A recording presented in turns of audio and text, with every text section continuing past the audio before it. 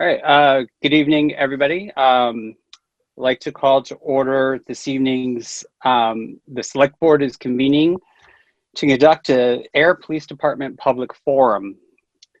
In accordance with the Massachusetts Open Session Remote Participation laws, due to ongoing COVID-19 pandemic, Governor Charlie Baker issued an emergency order temporarily suspending certain provisions of the open meeting law. Public bodies otherwise governed by the open meeting law are temporarily relieved from the requirement that meetings be held in public places, open and physically accessible to the public, so long as measures are taken to ensure public access to the body's deliberations through adequate alternative means. This meeting will be broadcast live on Channel 8 and on Zoom. The public may participate remotely by following the call-in information on the bottom of the live broadcast screens. For the Zoom meeting information relating to remote participation, please contact Cindy Knox, the IT director, at cknox@ayer.ma.us or 978-772-8252 prior to the meeting. My name is Sean Copeland. I'm the chair of the Select Board for the Town of Ayer. I'd like to also introduce Select Person Janice Livingston and Select Member Scott Hood. The Select Board is pleased to host this evening's forum. We look forward to listening and learning. We will be making no decisions and taking no votes this evening. Later on in the presentation, my colleagues and I will be participating. At this time, I'd like to turn it over to Ayer Town Manager Robert Pontbriand, who will facilitate this evening's forum. Mr. Pontbriand. Thank you, Mr. Chairman, and good evening and welcome to the Ayer Police Forum. The idea for this forum came from Chief Murray a few months back as a public opportunity for the town to learn about the Ayer Police Department and to answer any questions the public may have. Under normal circumstances, this forum would have been held in person, but due to COVID-19, we are using the town's Zoom platform to ensure everyone's safety. And we ask for your patience and understanding. If there are any glitches, we will have a successful forum, and we want to make sure that everybody has their questions asked and answered. I would like to thank IT Director Cindy Knox and APAC for their support on the platform. I would also like to take this opportunity to thank the Ayer Select Board for hosting this forum. As mentioned, you'll hear from them later in the presentation. I would also like to thank Police Chief Murray and the Ayer Police Department for all that they do for the town. Their dedication, service, and professionalism are to be commended. Chief, thank you and your team for putting together tonight's police department presentation for this evening. And I think it is only fitting that this forum is taking place during National Community Policing Week, and October is also National Breast Cancer Awareness Month. So you'll see many of the police tonight on this forum with pink badges and pink uniform patches, which are out of support for the National Breast Cancer Awareness Month. Before we get going, on the shared screen you have tonight's agenda. We'll finish with welcome and introductions momentarily after we go over a couple ground rules. The Ayer Police Department will make a presentation and Chief Murray will introduce his team. Then the Chief and I will provide a very general overview of the police department budget, and Chief Murray will talk about grants specific to the department. We will then take comments and questions from the Ayer Select Board, and when that portion finishes, we'll then get to the public questions and input and some concluding remarks. So before we get started, just in terms of some ground rules for tonight, we've reserved 2 hours for this evening's forum, 6 to 8 p.m. During the forum, all attendees and participants will be muted until the public question input session. This is to ensure that everyone can hear the presentation. It also reduces any sound feedback, which can affect everyone's ability to hear the forum. The town did publicly advertise and ask for questions to be submitted in advance. This was to facilitate the public questions and response period. It was also done to reduce the duplication of questions in the interests of time and to ensure detailed answers and responses. However, that being said, we will take questions and input tonight. We'll start with the advanced submitted questions. There are a few, and then go to questions for tonight. After the advanced submitted questions, we will then take the live questions, and there are two ways you can submit your question or input tonight. One is you may type your question, including your name, at the bottom of the Zoom platform on your screen, the Zoom chat function. Or if you want to verbally ask your question or input, please use the raise your hand function on Zoom. We will then call on you during the question input session and just ask you to state your name and then your question or input, and I'll recognize you. And we're going to make sure that everybody is able to participate. And we're going to do we also understand folks that are participating using their telephone. If you press *9, that's the same as using the raise your hand function. *9 means that you have a question or comment. We are going to do our best to make sure that everyone has asked one question before doing another round or taking any follow-up questions. We've reviewed the agenda again for tonight, which will pop up periodically. And finally, we want this to be an informative and positive forum. Please refrain from any derogatory questions about any participants on tonight's forum, including fellow members of the public. Also, we ask that you focus your questions and input to the scope of tonight's forum. As always, if you have a specific police issue, please do not hesitate to contact the police department at 978-772-8200. Or if you have a specific town issue, never hesitate to contact the Select Board Town Manager's Office at 978-772-8220 for assistance. So with that, we'll get right into this evening's presentation. I'm going to turn it over to Chief Murray, who will introduce his team and start the Ayer Police Department presentation. Chief. Thank you, Robert. I'd like to start by thanking the Select Board for allowing us to bring this presentation to the community, as well as yourself, Robert, Carly, and special thanks to the IT department and APAC for hosting this and taking care of the IT portion of this. The team that I brought with me tonight is Deputy Chief Brian Gill, one of my sergeants, Sergeant Eric Pearson, and our school resource officer, Jennifer Bigelow. These folks are pretty much the expert matter people on what's going to be happening tonight and what we're going to be talking about. They are by no means the only experts we have in the department. I think the town should be very pleased with the amount of, not just the expertise, but the officer pool that we have in general. They're full of community. They want to be in the community. They are the community, and they just love working here. One of our goals in the department and with the community is to create a better quality of life for everybody. Excuse me. That's what we're all about. We're here to try to make Ayer the best community that it can be. We recognize that there are things happening in the nation that are really out of our control. But what we can control is what happens here in the town of Ayer. And with the community's help and the board's help, I think we're doing a great job at doing that. We're only human. We make mistakes. We're going to make a lot of mistakes tonight. But I hope that we're always trying to improve, and that willingness to improve, that's been my mantra since not only joining the department in 1987, but when I first became a sergeant in 1991. We'd like to start in with just some of the general community things that we do in the town, what we call the community policing sort of programs. There's quite a few of them. I'm going to have some of my officers talk about them themselves, where they're the ones directly involved. But let's get to those right now. One of the newer ones, one of the big ones we're really proud of is our Bring Me Home program. It is a one-of-a-kind program for this area. Developed and implemented by the deputy, Kelly Barheit, and Drew Kolarski, over the issues to do with Alzheimer's, autism, and cognitive awareness. And Deputy, can you just chime in a little bit about that?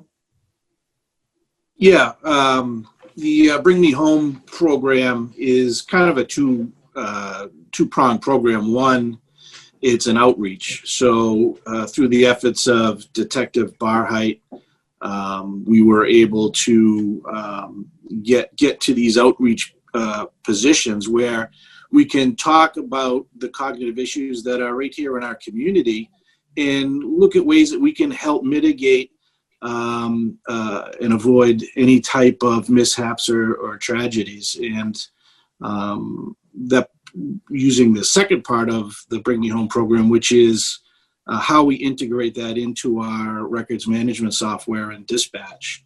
And what we do is when we talk to the families that have a family member that does have some sort of cognitive challenge, that we can get their information in our system. So if there is, say, a wandering Alzheimer's patient, we don't have to ask a whole bunch of questions. We already know this individual up front.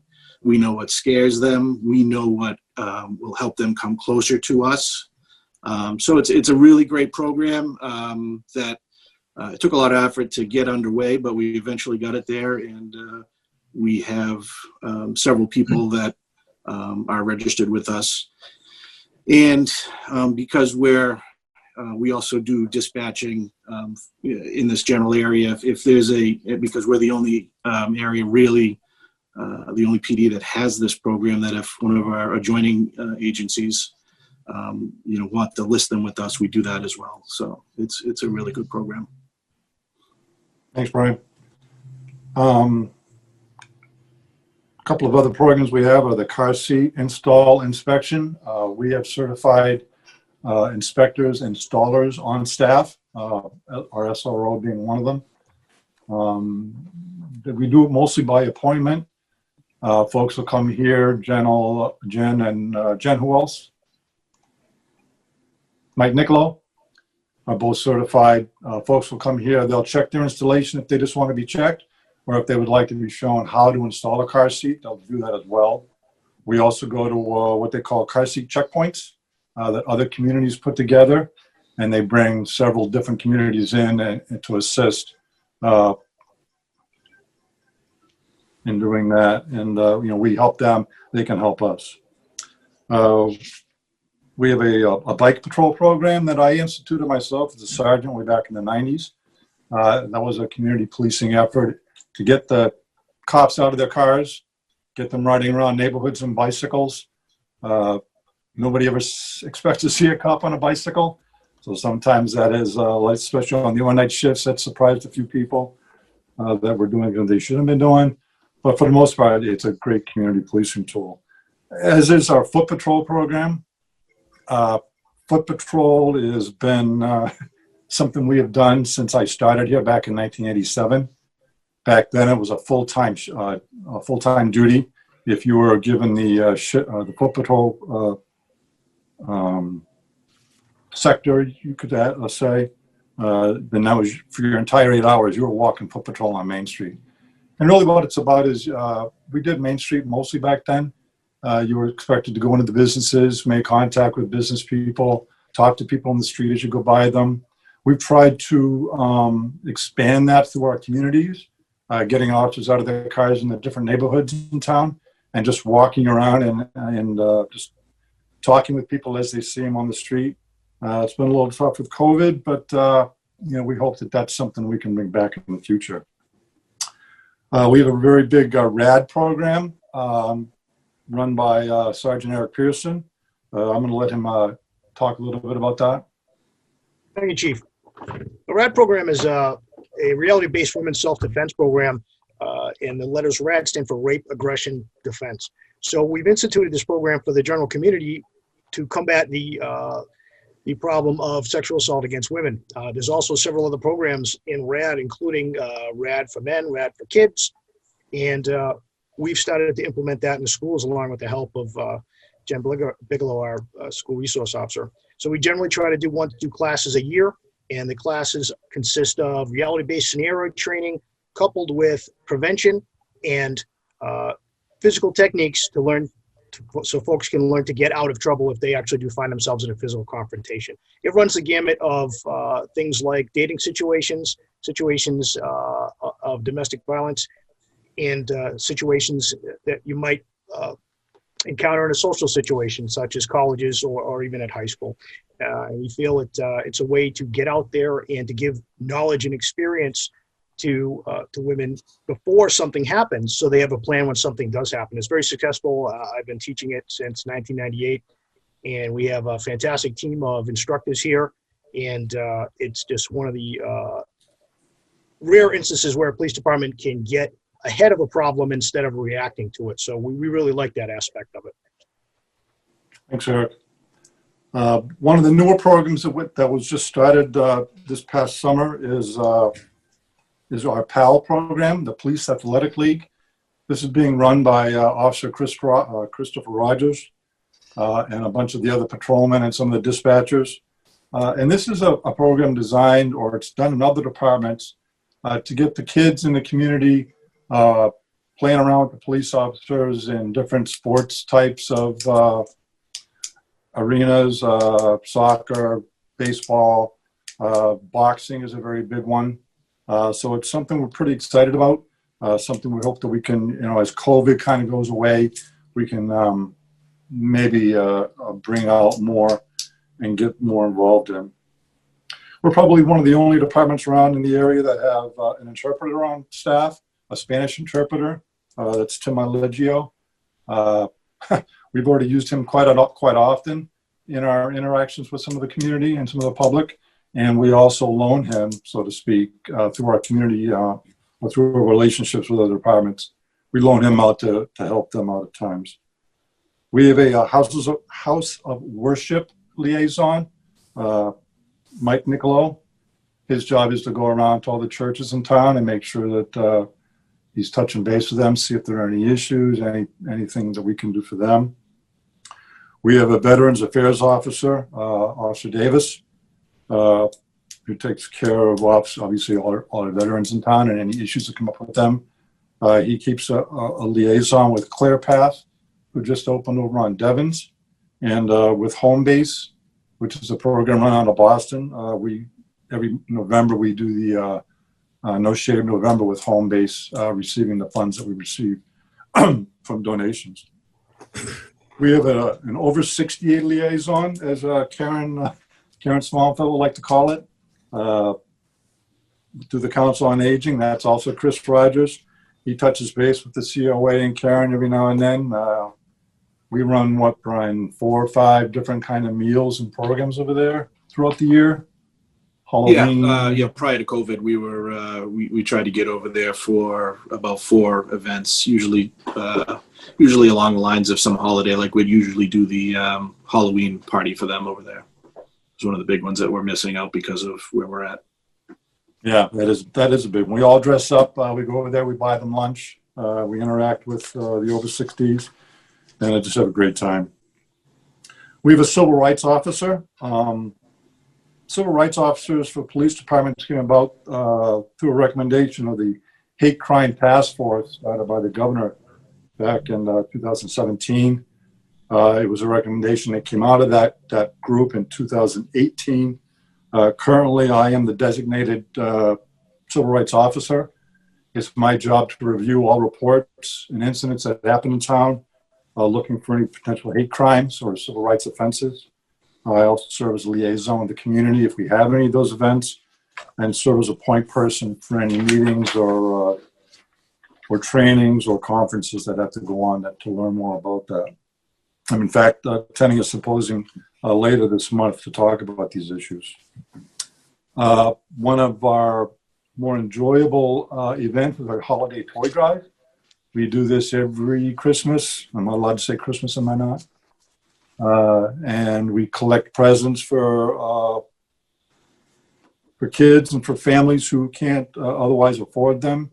And we provide them, we do a shopping day here at the police department where they come in and we call it a shopping day. Basically, they take whatever they want. It's all free through the generous donations, extremely generous donations of the community. We can never give enough stuff away. And if you saw the department toy drive room. Right now, it's still stuffed with Christmas presents. So that's been a great program. Chief, I'd just like to point out on something on that. Yeah. That was a program that was originally run out of one of the facilities on Devon's Loaves and Fishes, and they changed. They kind of changed where they were going with that, and Sergeant McDonald single-handedly took that on because he's worked at that program for so long. He just saw the benefit that the town needed, and then got from that program that he couldn't see that go away. So he took that on himself, and it has brought it out and actually grew it in the last couple of years. Several years ago, the Patrolmen's Association, led by Detective Kelly Barheit, started the Thanksgiving and holiday dinner delivery. Don't ask me, maybe Jen, you can pipe in on how they determine who gets a meal, but I know they take a full turkey dinner to people in town. Jen, can you talk a little bit about that? Yeah, sure. In the past, whether we received information from working with the community, received information from some of the local worships, as well as any information that I've seen from the schools. If there were some families that were struggling financially and needed some help putting, a nice celebratory meal on the table, we would do our best to provide, whether it be turkeys or hams and some of the fixings that go along with that. Thank you. Special Olympics, we're very big supporters of the Special Olympics through Officer Christopher Rogers again. He is part of or started what we call a Tippicop over at, the Tavern in the Square in Littleton. He's the one who got them interested and started the program over there. Basically what happens is, I think it's Littleton, Acton, and Ayer will go there on a night that they determine, and police officers are actually your waiters and waitresses. And any proceeds from tips or any donations that are made that night all go to the Special Olympics and support the law enforcement torch run. Huge success for us. Actually, when Chris started this over at Tavern in the Square, they raised more money than the organization's ever seen raised at a single event. So that's a huge one. We have our CRAZE program run by the deputy and I. CRAZE is the civilian response to an active shooter event. We'll go on to businesses and we'll talk about ways that they can safeguard themselves in an active shooter event, or things that they would or should not do. So far, we've been over to Catania Oils, and we're welcoming anybody who would like us to bring that presentation to them, just to let us know. Oh, once COVID's over, of course. Last year, unfortunately, he's not here anymore, but Steve Lucier started our Page Hilltop Car Wash during the summertime, where we raise money for kids who can't afford to buy their own school supplies, and we just donate that. And then, really not the least, is our business community support. I'm a member of the Neshoba Valley Chamber of Commerce. Our business community has been a huge supporter of the police department, and we theirs, and we are all in this together. So we make sure we keep those lines of communication open. It's one of our flagship community events, and one of our most popular, and probably one of the more ones we're proud of, is our Citizens Police Academy, run by Sergeant John McDonald. At one time, one of our officers, Todd Crumpton, was involved in this. And this is a 10-week program designed to do what we're going to do tonight in 2 hours. It's 10 weeks, 3 hours a night, every Wednesday night from 6 to 9. And it's we've had like 19 classes to date. We started this back in the early 2000s, if not in the year 2000. And it's a way for the community to learn about what the police department does and what we don't do. It's a way for us to build bridges and meet our community members.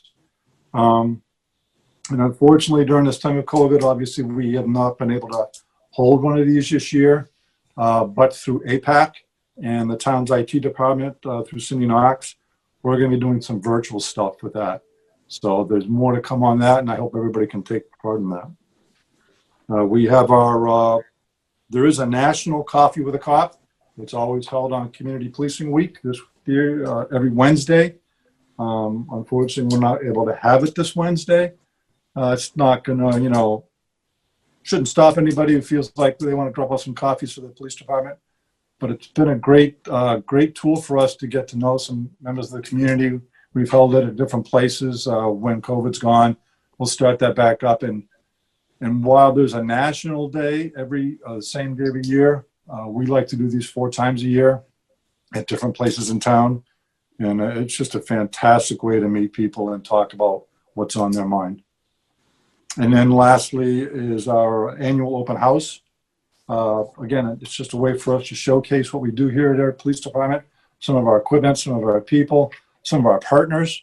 And we have quite a few of those. This used to be an event called Family Day many years ago. That's kind of gone away and been replaced with our open house. And we're looking forward to maybe bringing one of these again back in the spring. Have I missed anything, Brian, Jen, Eric? I'm sure we've missed something that we do, but no, I think we've hit a lot of them. Yeah. Okay. All right, moving on then. Post.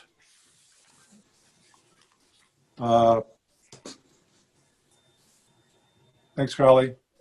Post is the Police Officer Standards and Training. That's what Post stands for. I'm sure you've heard a lot about that through the legislation that's been filed. It's something that Mass Chiefs has been pushing for over 13, 14 years, something that my officers and I are very supportive of. It gives us a way to standardize training. It gives us a way to see what other people have been trained in. It gives us a way to know when somebody has been decertified, which we don't always know when they apply for a job here. So it's just a fantastic program. It would further professionalize law enforcement, in my opinion. And we're hoping that the legislature will do something at least to bring this idea forward and get this running. Certification and accreditation. We've been in this process, and the community should know about this. I'm going to let our lead person, Deputy Gill, talk about this. But this is something that I brought forward to the department many, many years ago. It's a way for us to show the community that all of our policies and procedures are certified or approved by a board who has nothing to do with us. And it wasn't until January this year that we hired a consultant that we have made enormous strides to get this stuff done. So Brian, can you take on a little bit more about that, please? Yeah, absolutely, Chief. I think one of the biggest questions that people may have is what does certification, what does accreditation mean?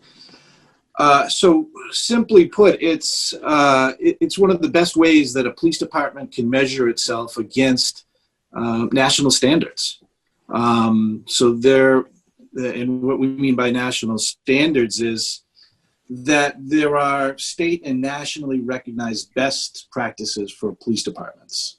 And when you start on this journey to become certified and then accredited, you have to meet so many standards or these professional best practices in order to meet that. And you would think that as an easy task. Absolutely not. When I first was tasked with this last year, I was like, yeah, how figure we're just going to hit some check boxes and go. And luckily we have the consultant that's assisting us, and we're kind of moving forward on it. So what we're in the process right now is going through all of our existing policies and trying to match them up with the first phase, which is certification, with 159 national and state standards. And so it's not just like, every standard is just like one little checkbox. Every standard is, it may deal with a whole topic of things that you have to make sure that you're hitting. So it's 159 of these best practices that we're comparing up against and getting ourselves more in line with. So that's certification for 159 standards. Now, when we go to accreditation, which hopefully we're going to just jump right into once we meet the certification standard, we have to make a total of 257 standards, which sounds like a lot, but it's really only 98 more than where we're at. Let's see.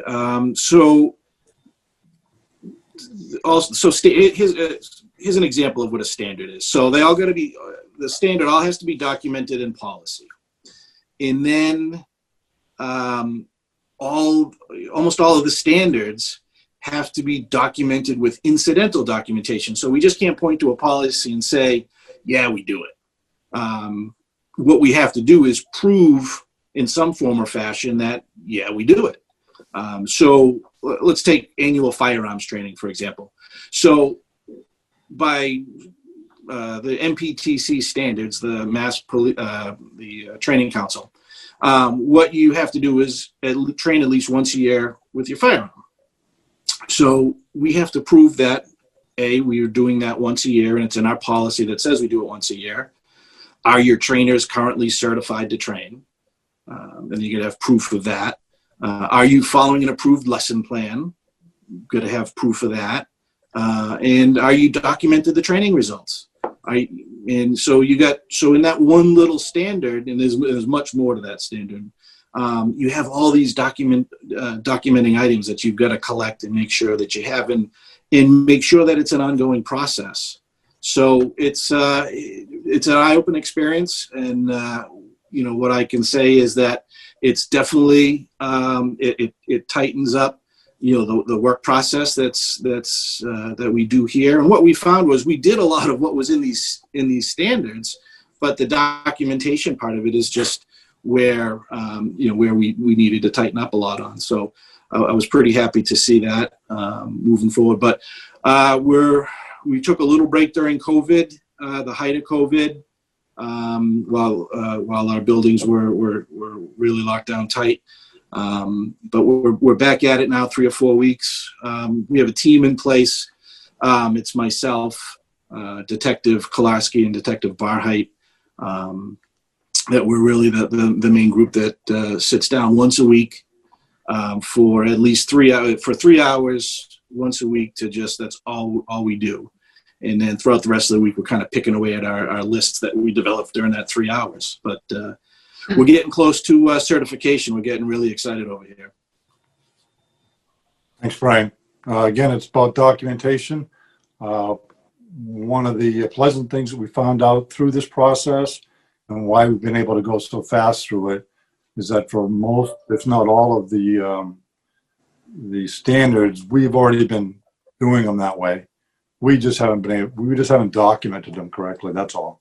So it's been a great process, and we're very glad to see that for many of them, we're already in compliance and already doing those things. So it's made it easy.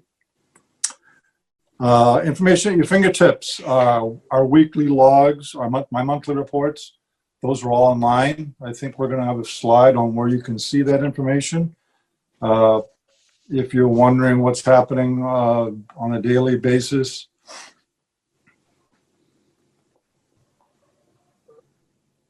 there you go. Thank you, Carly. On a daily basis, you can just look at these areas and see what's happening. My monthly report, I like to put in what the police department has been doing. I give stats, and I talk about our training, and I give kudos to those who need kudos, and any kind of information that you might want to see there.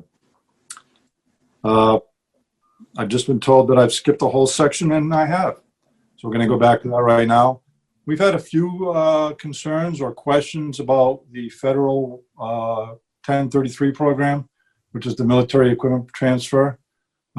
We do not participate in that program.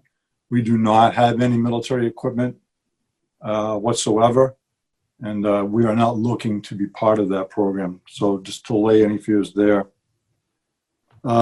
Speaking of going back to why my monthly report has our stats in it, is our 2019 stats. In 2019, our police department answered 30,327 calls for service. Out of that, there were about 767 reportable incidents. And from those, we submitted 160 criminal applications and made 104 arrests. Also in that, we had 1,015 motor vehicle stops. Those are just some of the stats that we have in the department. There are many others that you can see in my monthly report. It just narrows them down and breaks them down a little bit more. For our traffic stops and all those ones that I mentioned, we document those, and to the best of our ability, we always document the demographics of the operator or anybody else that's in the vehicle.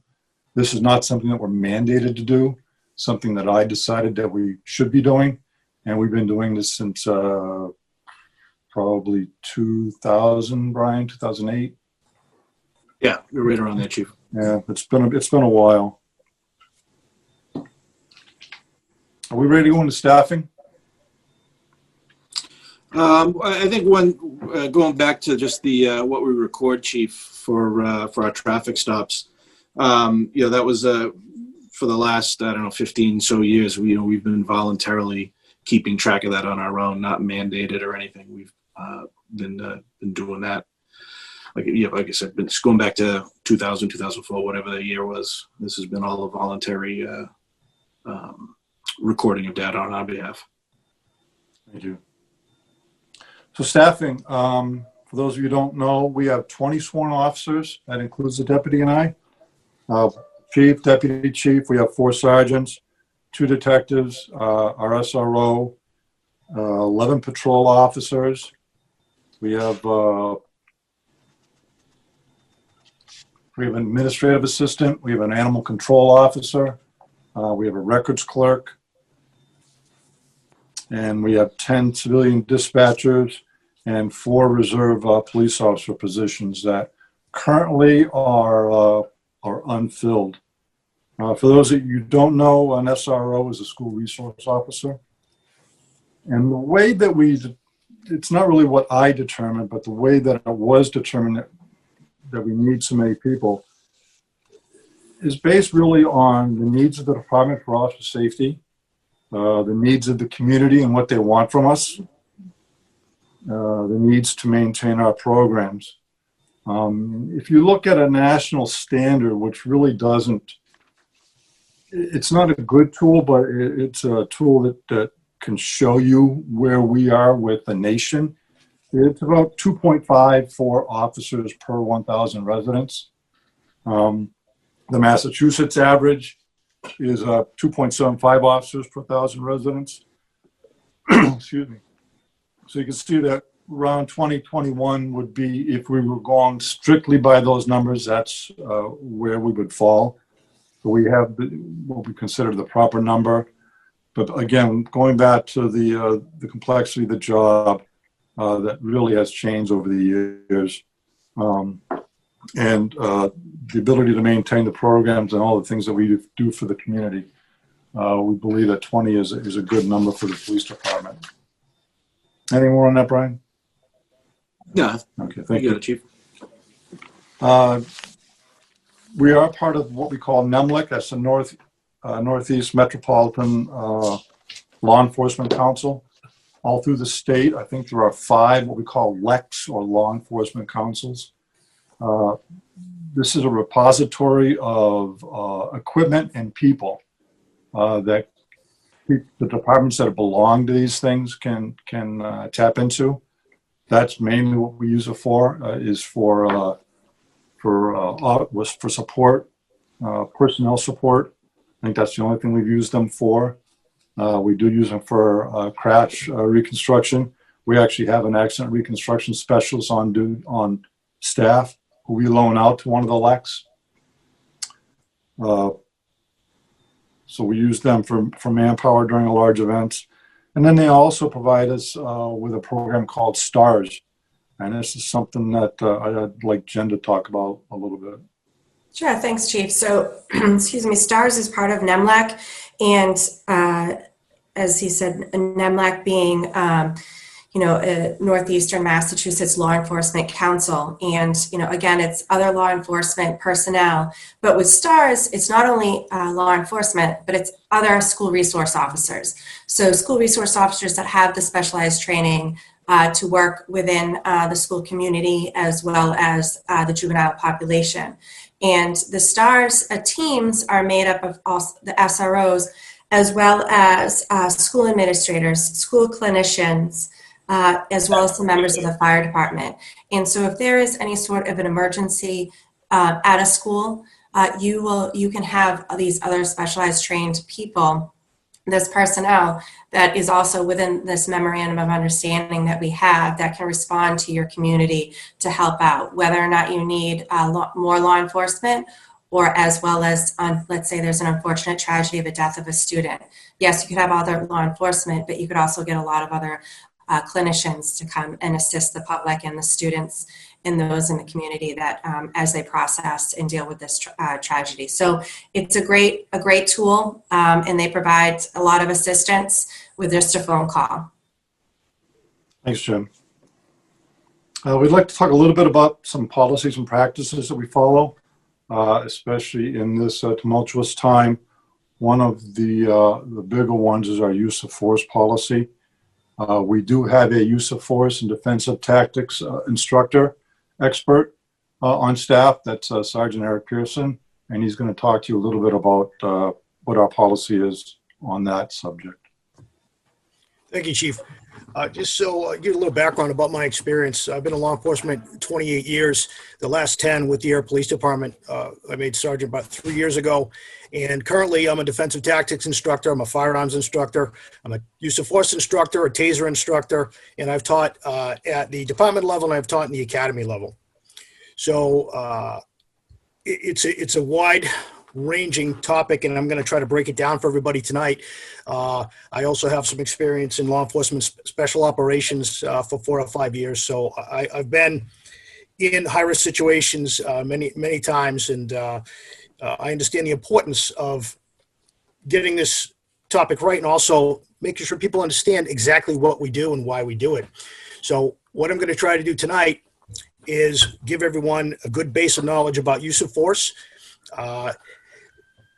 and how we view that here at the police department. So lately, the media has put into the forefront some police use of force issues. And use of force is a very complex and controversial topic. However, its applications are based on decades of courts decisions, institutional experience, and it's a constantly evolving field. So in order to understand use of force, let's talk about what force is. Force is defined as any physical energy used to compel, repel, or restrain. So in police applications, that can mean a lot of things. The International Association of Chiefs of Police defines force as the amount of effort required by police to compel compliance from an unwilling individual. That's really where this comes in. For the most part, all the great majority of citizen contacts don't involve use of force on what you would think on a physical level, really. So when we talk about compelling somebody, to understand what that means, if a police officer displays a force option like a baton or a pepper spray or a taser, and the person submits to the lawful orders of the officer, they've been compelled to comply. So there was no physical contact, there was no injury, the person's behavior has been changed. That's one way we use force. We also use what we learned to repel force. So during the course of a use of force encounter, officers may have to rely on the application of a particular force option, depending on what the situation is, in order to repel or prevent a subject from causing injury to the officer, a third party, or even themselves. All right. Another part of use of force is restraint. So we may use force to restrain a person who we're attempting to place under arrest or to protect themselves during a mental health crisis. Again, these are lawful applications of force. So this is why we do it. Force is used to protect yourself, the officer. Force is used to protect the citizen, another person. And it's used to overcome resistance to authorized control, which is arrest or detention. In many cases, we see officers use force to prevent a person from harming themselves. If they're undergoing some type of mental health issue, in many cases, other people can be in danger from folks experiencing these things. All right.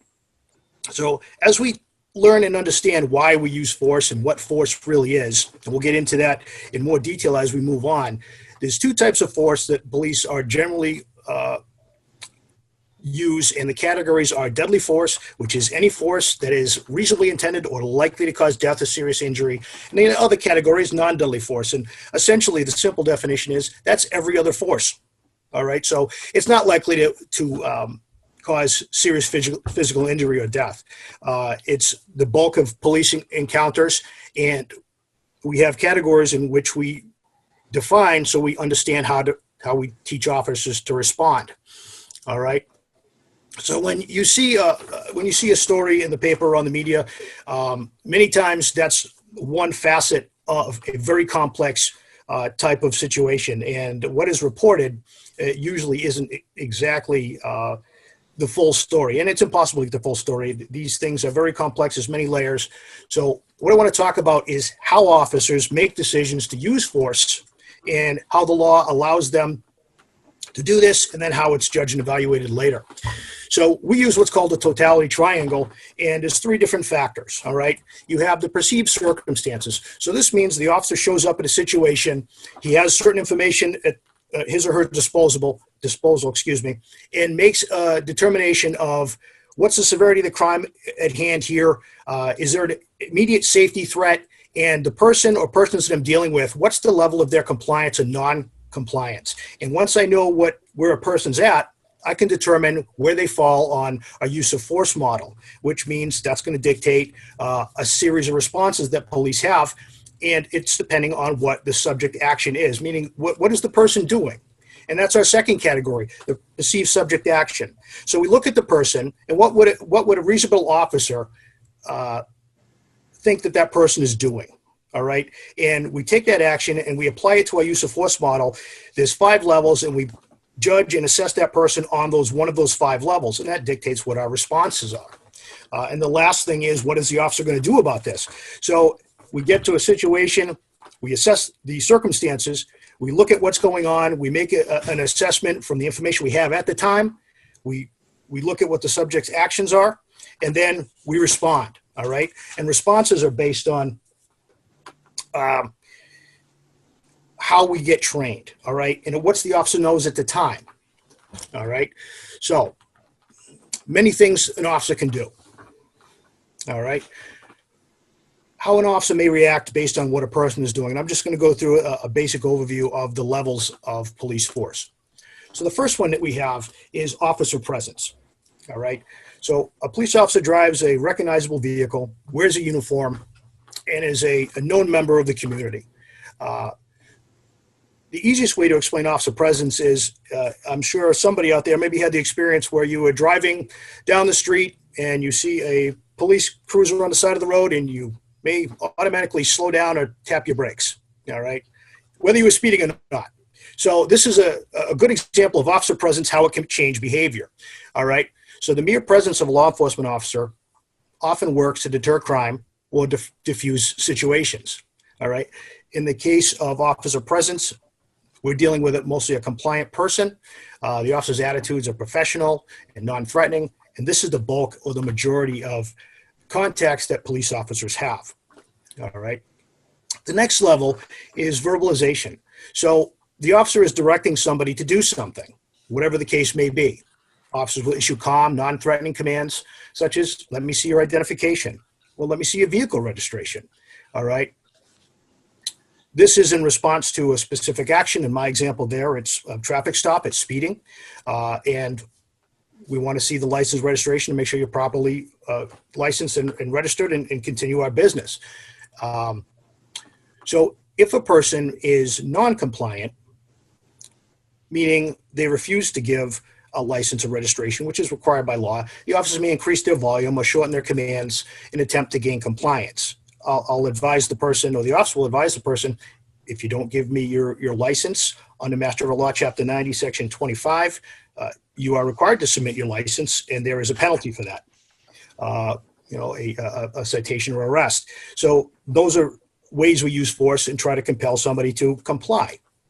And this is a case where the person that we're dealing with is mostly being verbally resistant to us, meaning they're arguing, they're not listening, they're not going in a direction that's positive, and we're using verbal commands to try to get that person back to where we want to be, which is a calm, respectful encounter.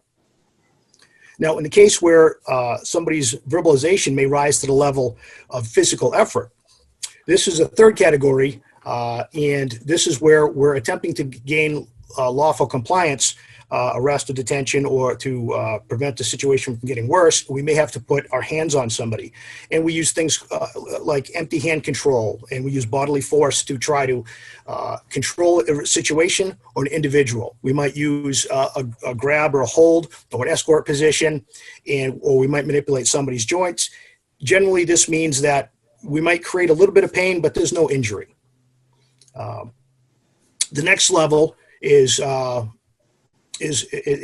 level where somebody's resistance has gotten to the point where they're not only being verbally resistive, they're using a physical or mechanical energy to resist a lawful effort. Now there's an actual attack on the officer, and this is where defensive tactics come in.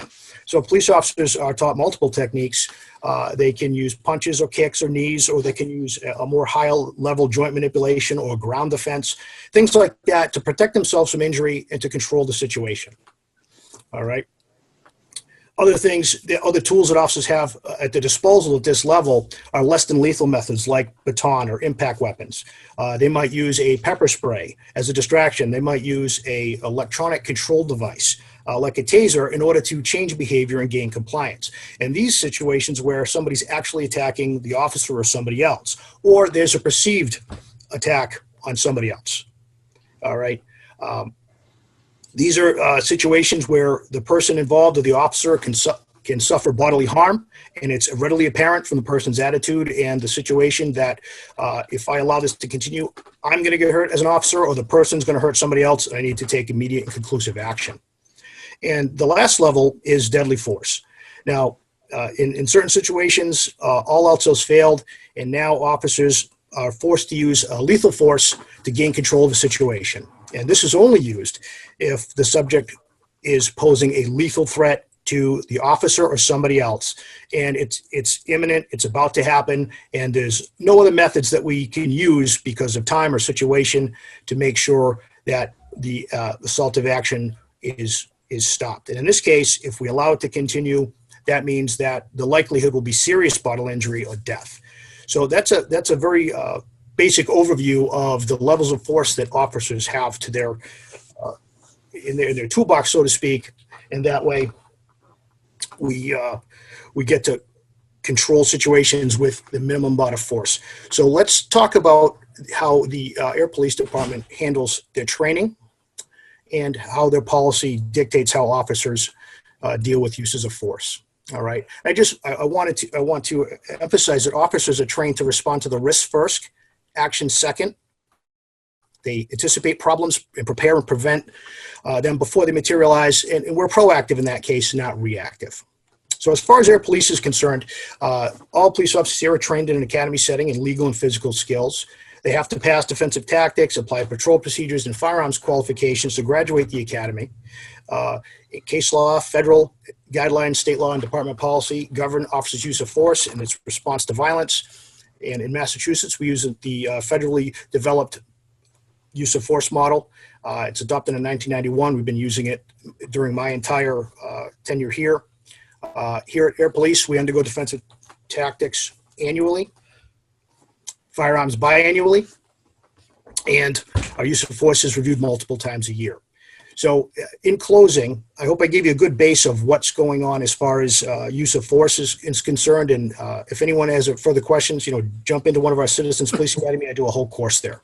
So thank you for your time, and I'll bring it back to you, Chief. Thanks, Eric. One of the big pieces I wanted to mention on use of force is the use of force reporting. Every use of force that an officer goes through has to be reported. That report is reviewed by his supervisor, and that supervisor makes notes on whether or not it was a good use of force or not. That then goes to the deputy chief, who also reviews the report. He makes notes on whether or not it was a good use of force, and then it's sent to me for review, for the final review, just to make sure that everybody's done the reviews, everybody's done their job, and then I'm satisfied with that the use of force was appropriate. We're also part of the National Use of Force Database. This is a system we go through the FBI, where every month I report to them on our use of force incidents for that month. We've been doing this since August of 2019, and I'm happy to report that since we've been doing this, and even before that, we've always submitted a zero use of force report. Another big question that's come in from other people, and it is in part of the legislation, and I want to leave it really with legislation and how it's going to, or where it's going to go, is the use of body cameras. We at the Ayer Police Department are strongly in favor. When I say we, I mean myself, all the supervisors, the patrolmen, everybody here sees a value in that, and we want that. For us right now, the cost is just not within our reach and not within the reach of the town. So we're waiting to see more about what legislation is going to come out, or what's going to come out of the houses on the use of body cameras. Jen, are you there? I am. Can you talk about our school resource officer program a bit, please? Yeah, sure. So SRO, and it's, another acronym in our world. So school resource officer. And, it's kind of like, well, what is that? Just give you a background. As far as Massachusetts goes, Massachusetts, their Chapter 71, Section 37 PPAPA, and that's what our Mass General laws talk about in Massachusetts, and talks about school resource officers. And the hope is that there'd be at least one police officer who's specialized trained as a school resource officer assigned to each school district. Now that's a recommendation that, is for Ayer as well as for Worcester. So you keep that in mind depending on how many police officers would be assigned to schools. But that's a good start. And to be, a liaison, we had a liaison. I can speak for myself that I was a liaison for a few years before I was lucky enough to become a school resource officer, and that occurred in 2013. Myself and anyone that you will meet that's a school resource officer with that title has likely gone to the NASRO school, which is a 40-hour basic foundation for a school resource officer, specialized training. NASRO is a National Association for School Resources again, and it's really about fostering positive relationships with the youth. Again, another triad to look at, SROs are considered, yes, an educator, obviously a law enforcement officer, but a big part of my job that I've done since 2013 is be kind of an informer, counselor, and mentor, and be just that, a resource, not only to the kids, young and old, but also to the school. And the position continues to be professionalized, and even in the Criminal Justice Reform Act in April in 2018, there was even further to change and to to continue to grow and increase the professionalism of the position. With that, and the language, continue to change in the focus of having police officers continuously training, like many of us do with a lot of our certifications, a lot of continuing education, professional development, to look at the alternatives to arrest and diversion strategies, to look at how we can build our relationships with the children and act as educators in the school environment, and break down the stigma of the uniform. And I can tell you, When I go out and about and I'm dressed in my normal clothes, which some kids don't understand how I can even have normal clothes because they believe that I sleep in my uniform and I live at the police station. But, I'll be at Market Basket and I'll hear, "Hey, Iris Bigelow." And I say hi, and then I have to explain to the parent who I am, and I'm not a weirdo, talking to their kid, because kids recognize my face. They look beyond the uniform. And so it's great. We're able to do a lot of great things at Page Hilltop in our town, but as well as the high school. It's a pleasure to be able to work with our youth, and it's been proven to be invaluable to have this relationship and have this partnership with the schools, to be able to have this relationship and have communication back and forth, sharing of information when appropriate, because we have a memorandum of our understanding between the police department, the school, and the district attorney's office. Here we are, we're approaching Halloween. Normally I'd be getting ready to put Halloween safety bags together, but of course, Halloween's a big question mark. Normally I get to go classroom to classroom and hand out glow sticks and talk about Halloween safety and safety tip cards, as well as Halloween candy bags provided from AAA, because I've been able to work with them over the years, and be able to get a lot of supplies. Working with the Page Hilltop School, I get to teach a DARE. A couple years ago, I was lucky enough to go up to DARE school and learn and, again, appreciate so much what teachers do by doing curriculum planning and so forth for a 10-week curriculum for DARE that goes to the 5th grade students at Page Hilltop. DARE, as well as the other professional development that we have, there's constant continuing education. So as I had mentioned, NASRO continues to put that on. The Massachusetts Juvenile Police Officers Association, they are local SROs in Massachusetts and some of the surrounding areas that come, and we're able to meet, and we'll have a conference. And again, there's more professional development, more continuing education to help us, understand some of the current trends that kids are involved in, whether it's technology or drug trends, to be able to get on top of that and be able to prevent that from occurring. But also, we're part of a Massachusetts Partnerships for Youth, and that was something that originally started with Middlesex Partnerships for Youth. But now it's grown so big that it's now Massachusetts. And that is another area for professional development that is for school administrators as well as SROs. And the reason why I bring all this up is, because it's always about learning more and about bettering ourselves. And we can't expect that for our youth to be focused to continue on to make, good choices and learn more. Without doing it ourselves. So that's something that, as Sergeant Pearson mentioned, all of our education and our certifications, we're constantly doing something, and SROs are doing that too. And we get to learn a little bit more with community-based justice, which is the CBJ, which we meet monthly with other SROs and administrators in the DA's office, and we talk about diversion. And we talk about other things, so that way we don't have to get juveniles in the criminal justice system if we don't have to. We, brainstorm and problem solve different ways to be able to help these kids that are kind of in a tough spot, depending on what there are. Like I said, having the relationship is great. We have bike rodeos where, we can go up and make sure bikes are safe and kids are being safe, to make sure they have helmets. If they don't have a helmet, the police department will provide them one, because either Chief Murray purchases them out of his budget, or we get grants to do so. We're lucky enough to go up and grill when field day happens, and we get our aprons on and get behind the grill. So it's amazing and a wonderful experience that I get, but I get to bring my friends too, to share, share some of your kids with us. I can bring it back to you, Chief. Thanks, Jen. Brian, you want to pop in on coin?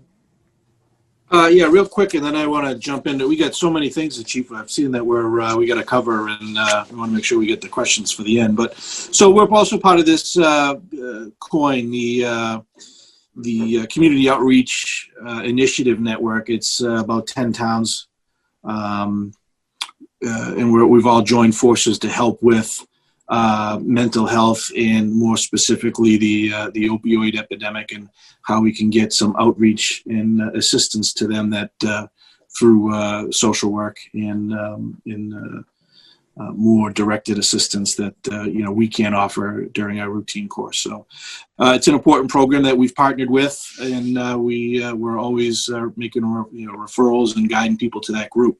So it's very very important program that we're also part of. And then Chief, I think the next topic we got is hiring. Yeah, unless there's some specific, I know we're running short on time. We want to have plenty of time for questions at the end. On the hiring piece, we just want to mention that we've joined with Police One app. It's an online application that puts all of the hiring process online pretty much. This is the first year we've tried using this app, and the amount of applications we've gotten has been phenomenal, more than we've ever seen in one single hiring process. So that's been a great tool for us to use. Moving on to training, some of the things that we are big on training on, implicit bias, diversity, de-escalation techniques, cognitive challenges around Alzheimer's and autism, and mental health for first responders. This is a program I'm very proud of. We have a trainer on staff, Detective Kelly Barheit, and the officers are trained in recognizing people with mental health issues, people who might be in crisis. It teaches officers de-escalation techniques for people who's in crisis. And we also began a robust program of CIT, or a crisis intervention team. Lastly, before I turn it over to the town manager, some of the checks and balances that we put into place just so that we can check, make sure that we're adhering to all the guidelines and policies and procedures. We've already mentioned the National Use of Force Database, the use of force report reviews. We do monthly motor vehicle stop data collection reviews. We have a 100% investigation rate for all civilian complaints. We take every complaint seriously, investigate every one of them. And then lastly, our accreditation process. And that's it for our presentation, Mr. Pomprian. Thank you, Chief and team. And we just want to give a brief overview on the FY21 police budget and the grants that the department receives, and then we'll move into all of the questions in public input. So very briefly, and let me point out that there are various sources of info for the police budget. It's reported in the annual report. The last 2 years, the Select Board has sponsored a budget book that has information on that. Also, as we move forward, the town manager's budget tab will have a lot of supporting information. Also, the budget is a process, and the Select Board will be approving this year's budget calendar at their October 20th meeting, which will be publicly available, including online. And all budgets, not just the police budget, go through a year-long transparent process that ultimately culminates in town meeting approval of both the budget and also any collective bargaining agreements. So just in the interest of time, a quick snapshot on the screen. The FY 2021 police budget was $3,082,499. It represents 10.65% of the town's total budget. And you have on the slide the total omnibus budget for FY21, so the town side, the total school assessments, which is both Ayer Shirley Regional School and the Neshoba Valley Technical High School, for a total budget of $28,955,944. And if you divide the police budget into that, you get the percentage. What does the police budget fund in a nutshell for the $3,082,499? The police budget is largely personnel driven. Over $2.4 million is personnel costs. As you can see on the slide, there are 20 officers in that budget and 2 administrative positions. The next highest category is overtime, which includes not only court time, but also training time for overtime at $289,974. We're the host of a regional dispatch with Shirley, and there are 10 dispatchers in that regional dispatch. Ayer's portion is $89,550 of that agreement. The police station, the maintenance agreements and upkeep of the police station, $74,851. Vehicles, there are 10 cruisers in the police fleet, and the town has had a policy for several years of replacing one of those cruisers annually. So the vehicle amount for FY21 was $60,800. Education incentives for officers and personnel, $27,600. Clothing and uniforms, which are contractual and follow national standards, you can see $24,776. Officers' radios and radio repair, $13,240. Police training, $9,000. That doesn't include, as I mentioned earlier, some of the overtime is used for training. And then in the other line, at $52,997, includes things such as office supplies, photography, dues and subscriptions, conferencing, and supplemental training. And then lastly, you have the police budget over the last 5 years for the fiscal year using 2017 as the base year. And you can see that the police budget has increased by 135,000 to 100 to 200,000 depending on the year. You can see that on the right column. Those increases are largely driven by contractual increases in the collective bargaining agreement, fixed costs such as utility and service agreements, and also health insurance. So there has been an increase, if you will see, each year, and that's what largely drives it. So in the interest of time, we did want to touch upon the budget and give a brief snapshot of that. In no means completely comprehensive. I'm sure there may be some questions on that. And I'll just turn it over briefly to the chief for the final point about grants that the department receives. So in fiscal 2020, we were able to secure $830,925 in various grants. A great deal of this comes from state 911. They pretty much pay for the entire dispatch room, pays for all the training for our dispatchers, pays even some costs for dispatchers. We were able to get what we call an EMD, or Emergency Medical Dispatch grant, which gives us software that we can use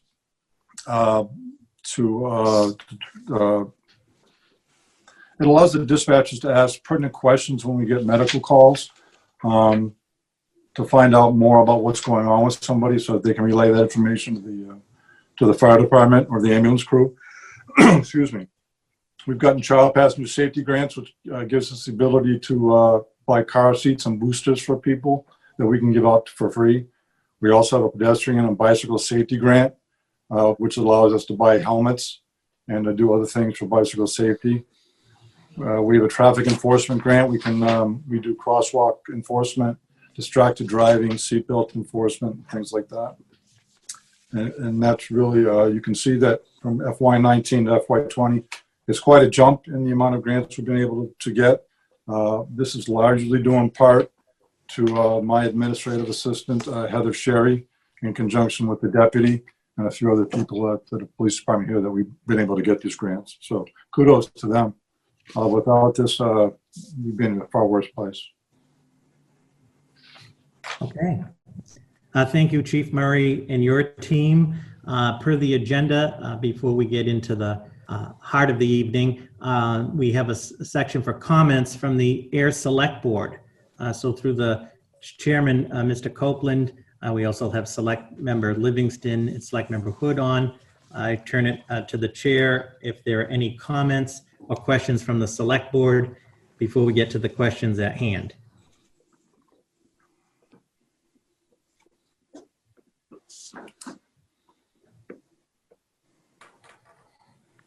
be unmuted.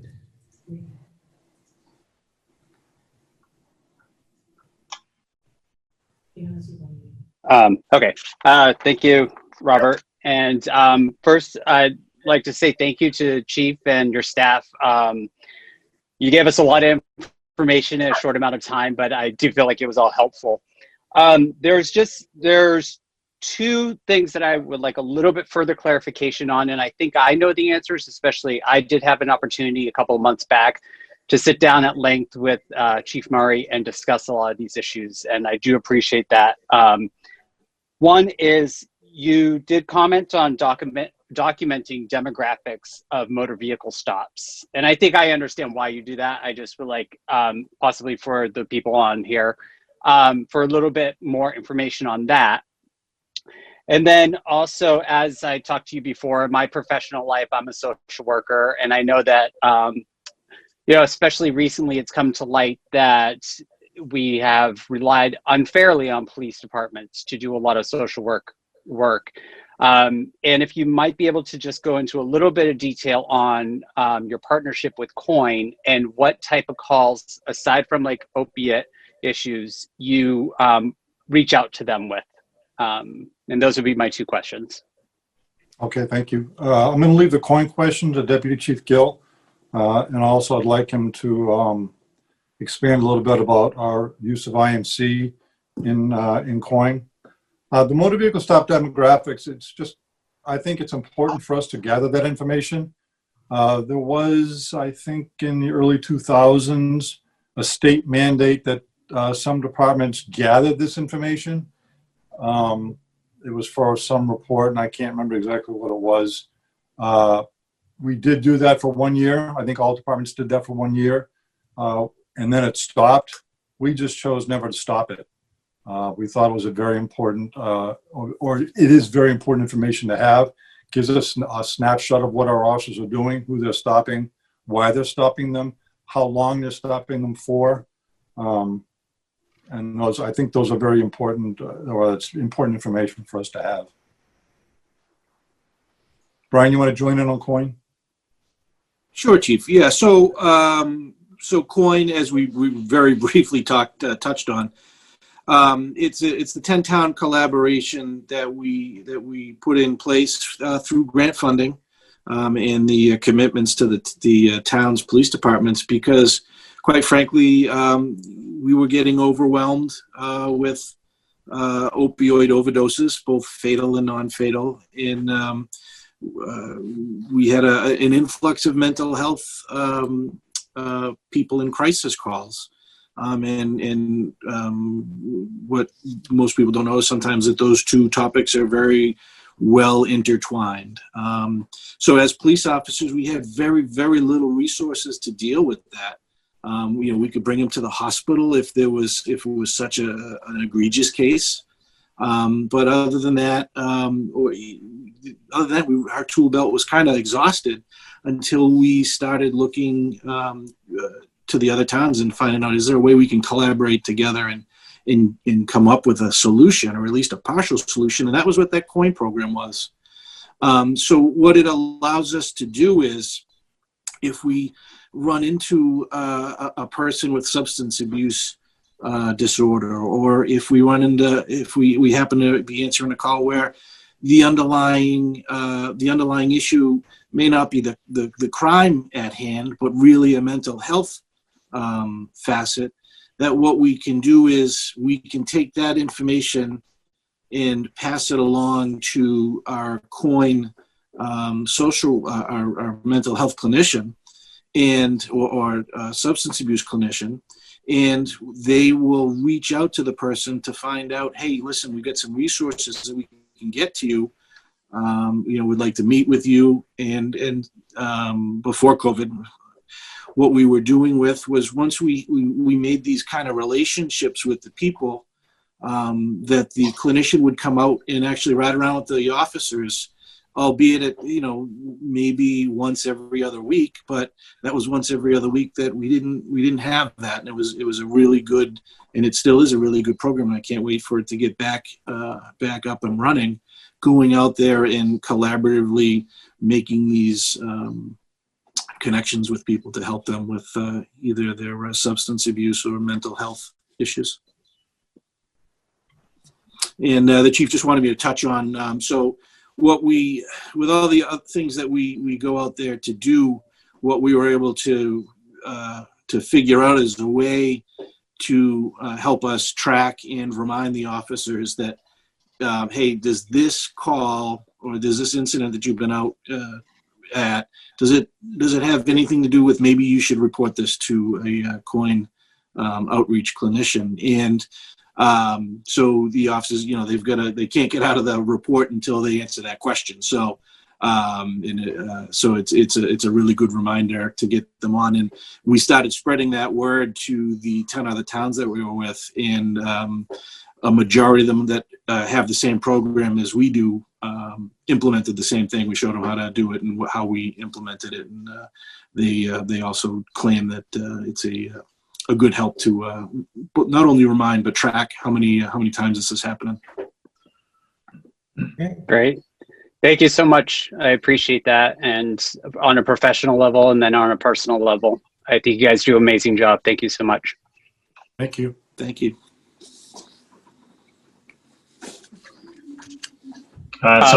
This is Select Person Hood. I'll just kind of add my thanks to everyone who has helped put this together and all of the information. Also, all the people who are participating from the public. I think it's a great forum to have. I hope everyone finds it informative. And the one thing I'll add is I worked with Chief Murray and Deputy Chief Gill for years now with the town, first on the Finance Committee and now on the Select Board. And I really think our police department is very engaged in the community, which you can see from all of the programs that they have going on. You know, and there's just the way that, in my opinion, Chief Murray has handled the department over the years, particularly coming to the Finance Committee during the budget season. He was fairly humble in asking for add-ons to his budget, but he always worked to get the tools that his department needed. And I fully respect that. And I think the department is a great addition to our community. So thanks, everyone. Thank you. So hi, this is Selectwoman Livingston, and I again want to thank everyone who worked so hard on this, and I thank the public who also asked for this. I think that it is important because sadly, what we've been seeing on the national news is quite disturbing, and what I think in some ways is that there's always been a mystique to the police department. We don't know sometimes what's going on. So I think this is very important because obviously you guys are very much involved in the community. And I think that we're very lucky in this community that you are very involved. And I'm going to now leave it for everyone to ask questions. Excellent. Thank you, members of the Select Board. And I think that's a perfect segue. So we're at the public questions and input. So we're going to do this in three phases. As I mentioned in the beginning, Deputy Gill has offered to read the pre-submitted questions, and I anticipate the majority of the answers will come from the department. There are not a lot of pre-submitted questions, so we'll do those first. Then secondly, we've been receiving a lot of questions tonight on the chat line. Then we'll go to those questions in the order, and Deputy Gill will start at the top. And in some cases, there may be duplication, and we'll move it along. And then we'll open it up to any other questions or input from this evening. And we want to make sure we accomplish this important part of the presentation. So with that, if Deputy Gill, would you start with the pre-submitted questions? Certainly, Mr. Pompian. Okay, so one of the questions that we previously got was, is there somewhere where there are a summary of call statistics? I think the question was more specified towards annual call statistics. But what we ended up, what we have available to us right at this very moment, I think we covered it earlier, was the chief's monthly report that he puts out, as well as weekly we do our logs, and the logs are out there. Granted, those aren't statistics, but it's just a kind of a snapshot of what we're doing by the week. And up on the screen, you'll see that there's some links to that, and these are right on our the town's webpage as well, so you can kind of take a look at that and figure out how to navigate there. So I think, Chief, you and I were talking about this question earlier, and I think you were contemplating somehow adding in a maybe an annual statistic somewhere. Yeah, I think that can be done if that's what folks would like to see. I could put it in my month. Previously, when we were doing our annual town reports, I would include it in the annual town report. Those reports have become much shorter in order to save space and money. But if the community would like, we could do a yearly, maybe in December with my monthly report to the board. I could put the entire year of statistic on that report for people to see. Would that help folks? I think that'd be of interest, Chief. Okay, we also had a question that we can handle is, let's see, foot patrol. Where and why, and our office is actually out on foot patrol. I think, Chief, we covered that in the presentation a little bit, but just to make sure, do you want to hit that again, or do you want to do it? Yeah, we did do a little bit in the presentation. Traditionally, for the department, foot patrol has been mainly Main Street and what we call the areas around Main Street or in our north sector. Some of the side streets that are just adjacent to Main Street or very near Main Street, and maybe over to the railroad tracks. We try to get out of the neighborhoods. Obviously, COVID, we can't do that as much, but we do have a program where we do that as well, just in order to get the officer out of the car and more accessible for the community to engage with him or her. Okay. I'm sorry, Mr. Pompian, you had something? No, I'm just saying the next pre-submitted. So one of the questions we have, and we can partially answer, and I might need some help, Mr. Pompian, on your end, is who enforces the zoning and town bylaws? So I'll address the town bylaw part, and I'm not sure about the zoning. So the town bylaws, that's certain things listed in the bylaws the police department can enforce. And those are listed in Article 53 of our town bylaws. And I think those are on the website now. So it's under, I think it's the title of the chapters is called Enforcement under Town Bylaws. There's things that were specified as the primary agent, but there are others that there are dual enforcements and things like that. To zoning, I don't have the answer, Mr. Pompian. Just briefly, in terms of the zoning bylaw, which is quite extensive, the principal enforcement agent is the building commissioner, and there is a process if a resident or business disagrees with the building commissioner's decision that can be appealed to the Zoning Board of Appeals, which is an appointed committee by the Select Board consisting of Ayer residents. Also, in some of the bylaws, there's the wetlands bylaw, which the Conservation Commission is the principal enforcement agent, and then there's the health code, and any of the health bylaws ultimately fall under the Board of Health umbrella. So there's various enforcement agents, including the police department and the fire department, depending on the bylaw. Great. Okay, moving on. Another question that we got was what crowd control policies are in place? Chief, you want to take a stab at it, or Eric? Chief? Yeah, go ahead, Eric. I'm trying to think of All right. what the asker is looking for. Well, on a basic overview, if there's an issue where we have a gathering, a large group, most of the time we handle that because it's a planned event.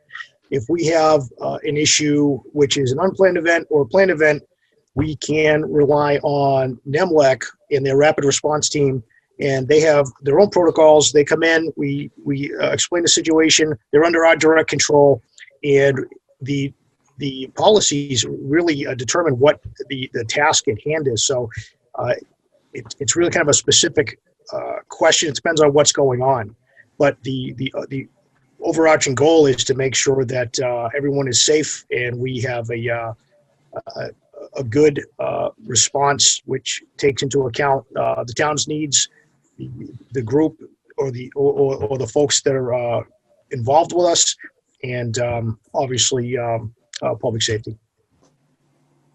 Okay. Deputy, any other pre-submitted? I don't. We've talked about a lot of them in our presentation, and that was really our goal, was to try and address as many questions. One of the outstandings was how are citizens' complaints handled, and Chief, did you touch on that? I think we did. Only to the point where we mentioned that we have a 100% acceptance rate of all complaints. We don't turn any complaint away. We don't care what the complaint is. If you're complaining about an officer, we want to know about it. We want to be able to investigate it. We want to figure out what happened. And then we want to try to work with the person who is filing the complaint, some kind of resolution. Sometimes it's working together with the officer themselves and the complainant in a discussion about policies and procedures. Other times we find the need for more training or better training for the officer.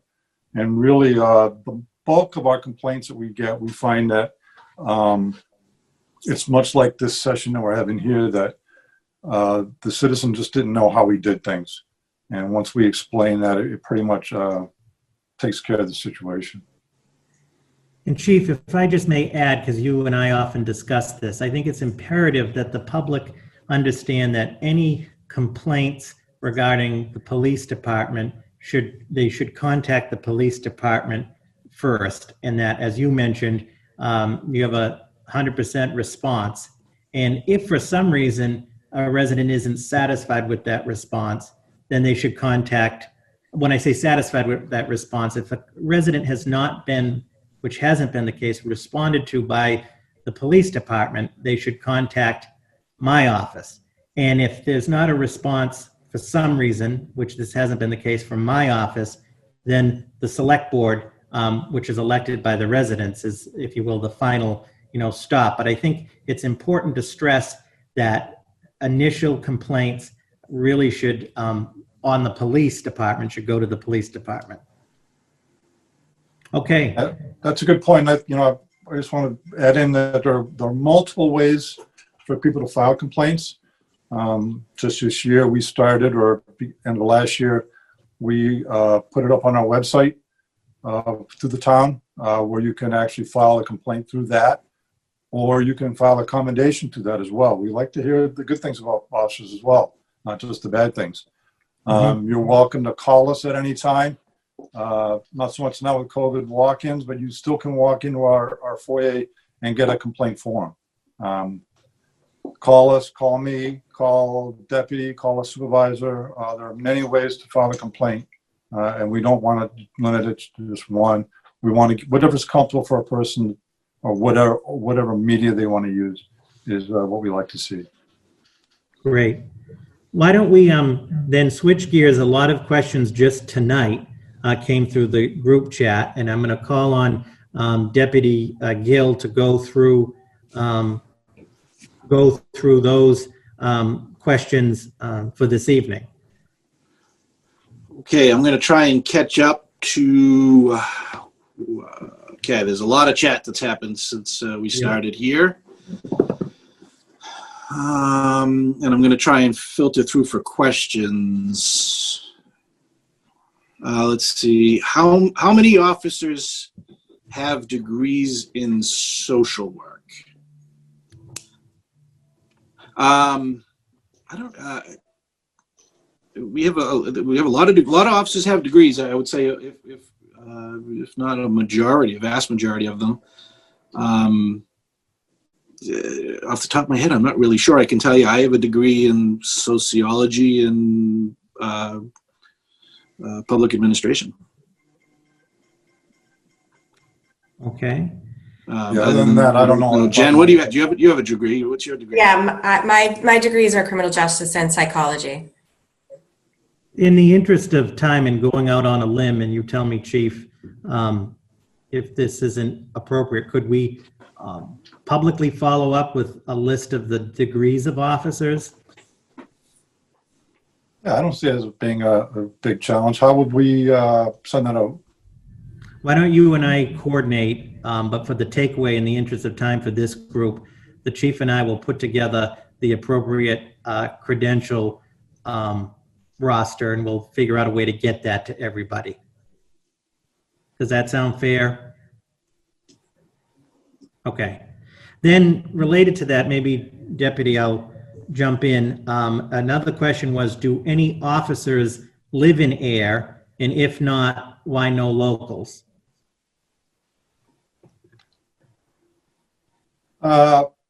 We don't really like to talk about where our police officers live, especially during this time where so many officers in the country and their families are being threatened with physical violence. Mm-hmm. And that's All of our, I could say that, I want to say that all of our officers invested heavily in this community. Most, if not all of our officers are known by people in this community on a first name basis. So that's not wherever they may live is not a detriment to the community in any way, shape, or form.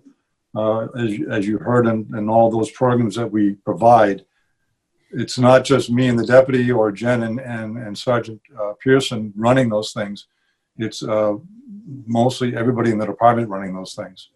And they're all invested heavily in doing those kinds of things. Okay.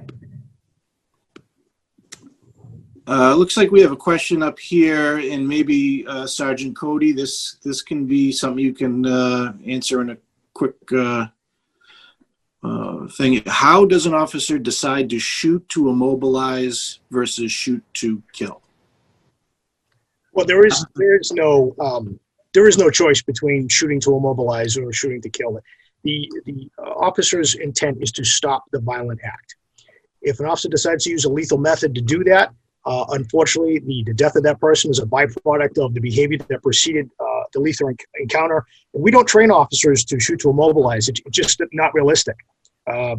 In a dynamic, tense, rapidly evolving situation, an officer uses his firearm to stop the threat decisively. And unfortunately, sometimes that leads to the death of a person or an officer.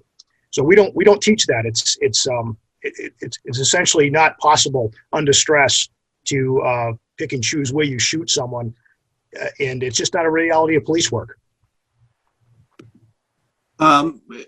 Thanks, Eric. And I think maybe one of the things that we can follow up on is the importance of de-escalation. We've had a couple questions, comments kind of surrounding that, maybe not using those words, but can you go over the concept of de-escalation a little bit? Yes, sir. The number one goal of police officers is to gain voluntary compliance. We want to spend time understanding a person's position, use calm language, try to connect with them on a personal and professional level in the short time that we have. We want to try to get to the root of the problem. We do that by listening, by using time, by using distance, allowing emotions to cool. And unfortunately, de-escalation is a choice that the person that we're dealing with has to make. They have to choose to comply. We can't force that, but there are techniques we can use to give an opportunity for that to happen. And that's part of our policy. It's part of our protocol, and our officers are excellent at de-escalation, and it's something they do on a daily basis. And that's a training that's been really pushed in the last several years, if not longer. Yes, sir. The term has become more popular in recent months, but frankly, it's something that law enforcement has been doing, negotiating with folks in crisis and in emotionally stressful situations on a daily basis. It's a core part of police work. and we're just evolving. We're learning better ways to do it, and we're moving forward in making sure we're on the cutting edge of those programs. Great. Hopefully that answered that question. We had a question. It sounds like reporting use of force incidents is voluntary by the officer. I can take that one. That's a mandatory requirement. So if there's a use of force incident, the officer is required to submit that use of force report. Let's see. Is there a different SRO for the middle school, Jen? So yes, so the middle school is located in the town of Shirley. So the town of Shirley has a trained officer as an school resource officer, and that's Officer McGinnis, and he is assigned to be the contact for the middle school as well as Laura White. Thank you.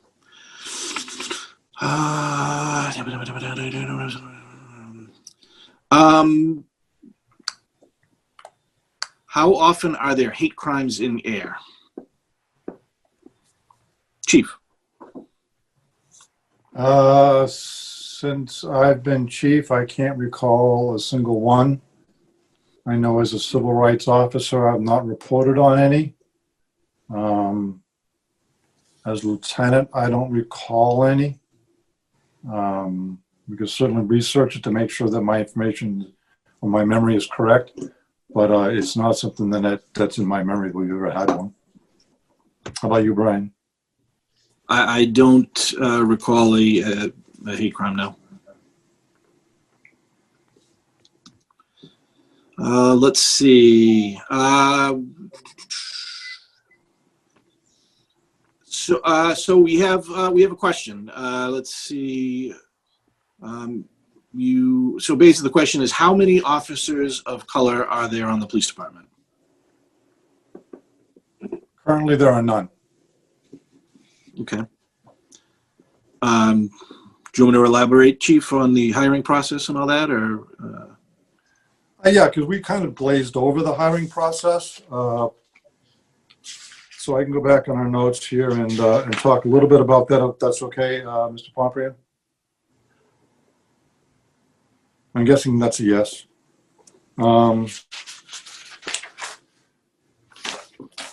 Sorry, let me find my notes here. So in our hiring process, I talked already a little bit about the Police One app. That's the application that we use now. It's all online. We are an equal opportunity employer. There are federal and state guidelines that we have to go by. We're not allowed to ask, for instance, a person's race, nationality, religion, age, any of those kinds of things in any of our applications. So once we receive those applications, we go through them, review them, and what we're really reviewing for is for the things that we find that we would like most people to have, which is basically the police academy and a college degree. And we lump everybody into certain categories. Those that have the academy and a college degree go to one group. If they just have academy, that's another one. If it's just a college degree, that's another one. And if they don't have any education whatsoever, that's a different group. Still, not knowing anything about these people. It is only until we get to the interview stage. And so again, from those applicants in this last hiring process, which we are currently in now, we received 60 applications. From that 60, Brian, 2 groups or 3? We got down to, I think, 2 groups. Yeah. So 2 groups, group 1, we'll just call them group 1 and group 2, just for simplicity. And group 1 would be our first choices on paper. And that group was then interviewed. We do a panel interview. We did a brand new question format this time around, looking less at doing scenarios and trying to garner more about how a person thinks, what they feel, and how they deal with other people. And that is really our first interaction with anybody that we hire. Still, we don't care what color they are. We don't care where they come from. We don't care about their sexual orientation, religion, sex, anything like that. We're just trying to hire the best candidate for the town of Ayer, and that's what we've always done. Anything more you want to go into on that, Brian? No, I think you covered it, Chief. No, I think you covered it. Let's see. Question. When officers do details funded by outside organizations like National Grid, does the organization repay Ayer Police Department? Yeah, yes, it does. They we bill or we'll use National Grid as that's the example. We'll bill them once that's done, and they repay the town for the officer. You can also add in, Brian, that we charge them a 10% admin fee. Oh, yep. Thank you, Chief. Yep. Yep, for processing all that paperwork and the time that it takes to do it all. Trying to scroll through and find ones that maybe we haven't covered. I've heard this. This has come up a few different times. Restorative justice. Restorative justice are the select board members aware of restorative justice? Just a lot about restorative justice. Maybe we can briefly talk about it. And Mr. Town Manager, I don't know if you want to lead the charge on that. Or do you want us to lead the functionality and then? I know, and not to speak for the select board, and I believe all three have chimed in on the chat thread. I know that all three are aware of restorative justice, and perhaps that's a future discussion for the select board, at a future meeting in more detail. But I know that the members, including myself, are aware. That level of awareness. There may be folks, obviously, on this meeting and so forth, they have much more detailed, in-depth knowledge, but there is a general awareness in perhaps not to speak for the select board, but perhaps that could be a future public discussion by the board. Thank you. And just for everybody that's watching that may not know what restorative justice is, it's a diversionary program that kind of takes if a person commits some sort of criminal act, minor infraction, and rather than go through the full course of going to court and possibly getting a criminal record, or adding to what this process does is it takes it out of that tract, out of the criminal tract, and puts it to diverts it. The diversion program diverts it to another process where they must pretty much confront the crime that they've done and try to come to a realization that though it may be one simple little crime, let's say keying a car, but what does that actually do to the car owner? The hassles that the car owner has to go through. Maybe it was the first car that the car owner had. So it makes the offenders kind of understand that, and it's a program that we are in favor of. We actually utilize the diversion program from the Middlesex District Attorney's Office, and moving through there. There are some other restorative justice programs, and we think that there's definitely a use for that model in the criminal justice system. Okay.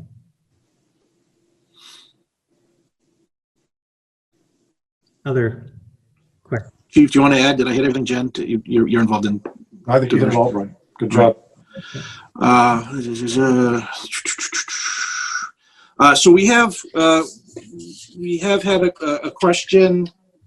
I'm not sure if it was one of the previously submitted ones, but if I can just have a moment to gather my notes and find out where it's at. So it was part of the previously submitted questions, and so it's a statement. Address the flaws. Could we address the flaws in police culture, i.e., the widely discredited one bad apple theory of policing in America? Unfortunately, I don't think I subscribe to that. I do think there are one bad apples. Chief, do you want to take a stab at it? Yeah, that's a pretty heavy question. I do think there are one bad apples. I don't think that the entire law enforcement community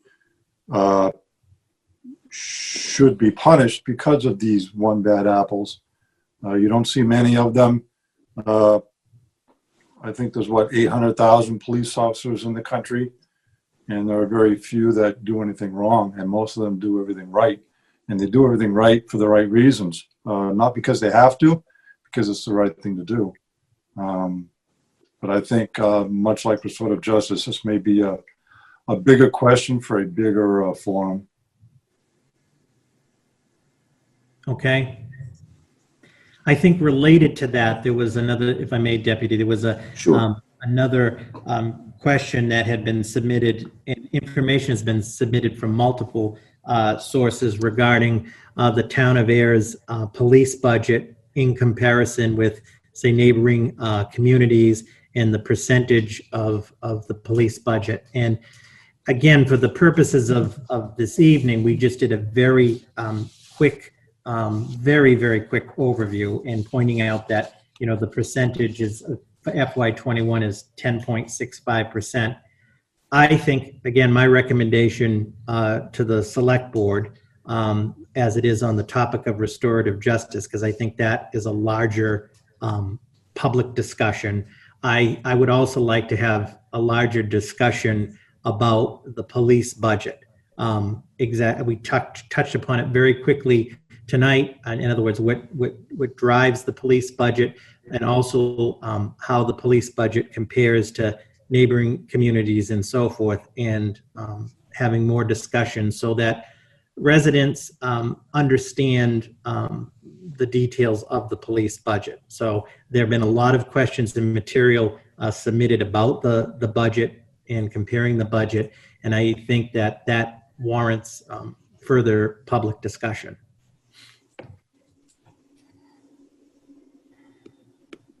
All right, I'm still kind of scrolling through.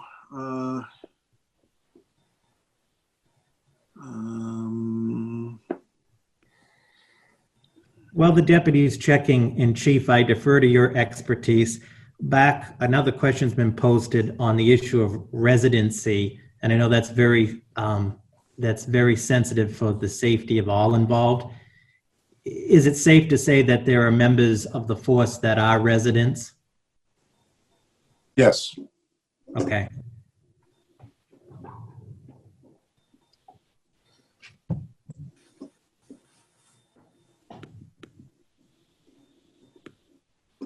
I'm going to re-scroll through. I don't know if we have anything else. I don't know if anybody else is looking through the chat lists, if they have anything that they see.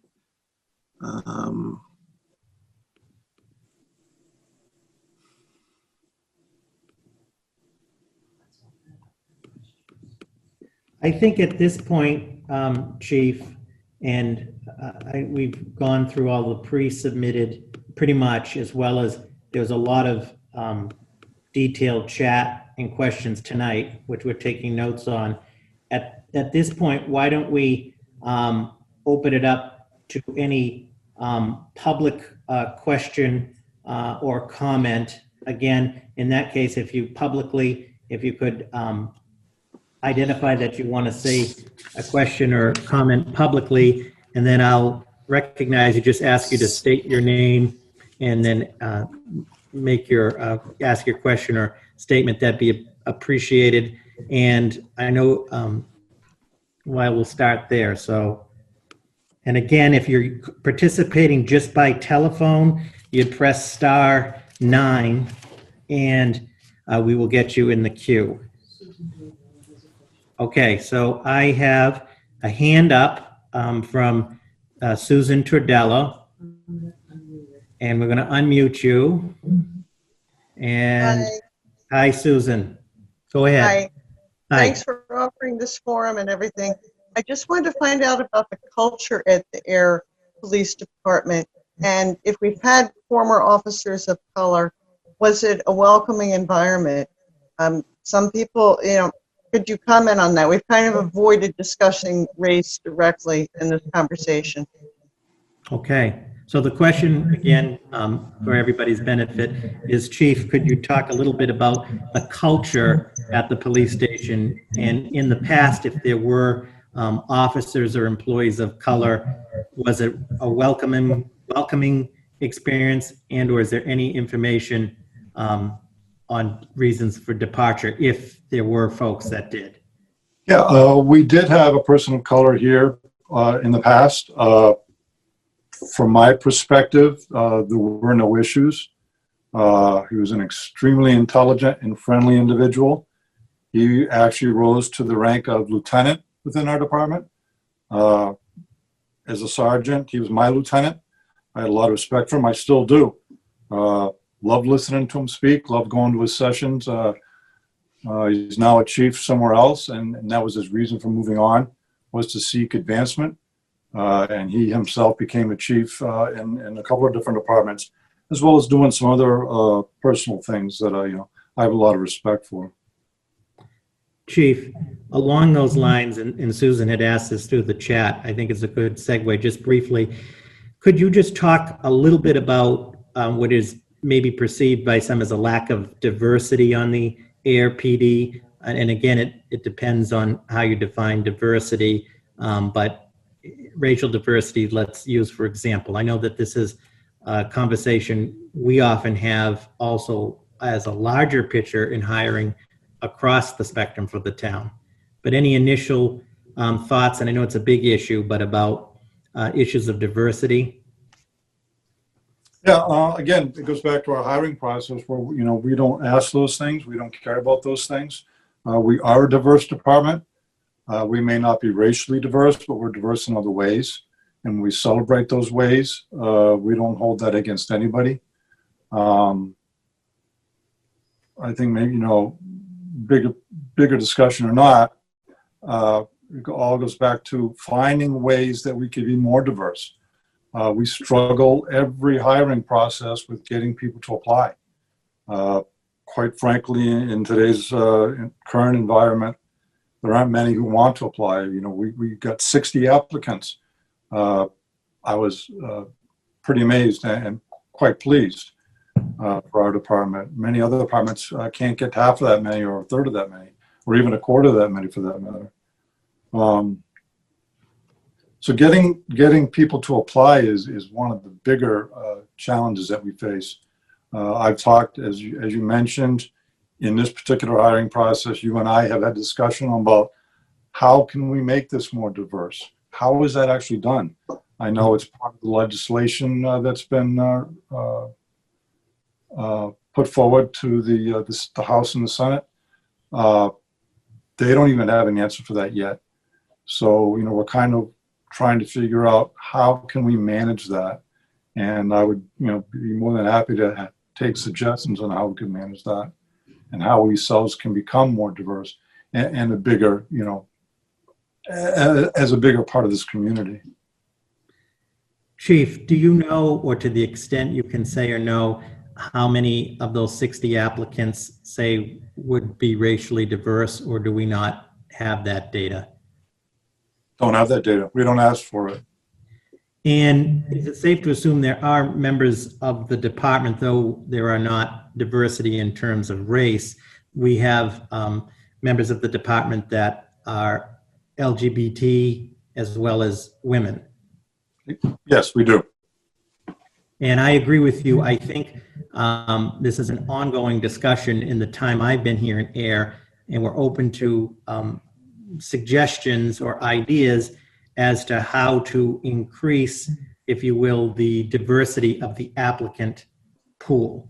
And that's not just unique for Ayer and the Ayer Police Department, but many of our neighboring towns and neighboring police departments in the Neshoba area have a similar makeup and challenge. Anyone else that we have any other hands that anybody that would like to say anything? I'm looking to see if there's any hands coming up.